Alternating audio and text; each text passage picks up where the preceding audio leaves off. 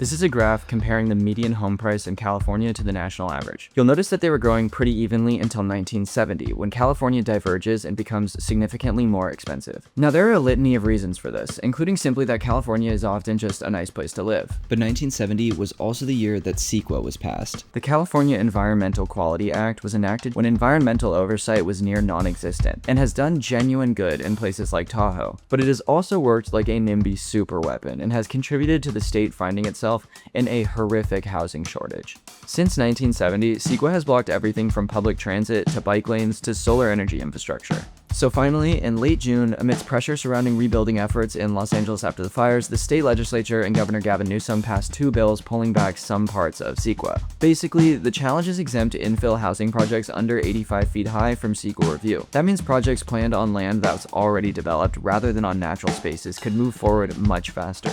The bills also struck down prevailing wage and affordability requirements.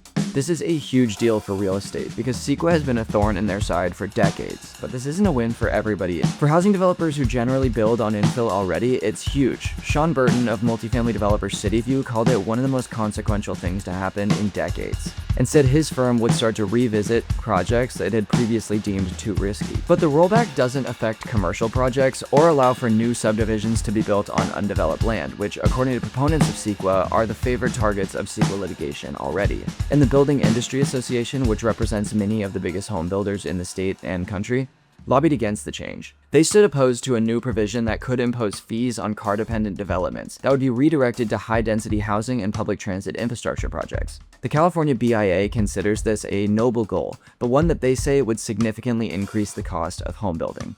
But sources suggest to our reporters that there's a rift between infill builders and the BIA, which represents a lot of the single-family home builders who aren't really helped by this change, and may even be hurt by way of the transportation provision. Just how meaningful this will be for real estate in the state of California remains to be seen, but we'll be following along. Keep up on therealdeal.com for more.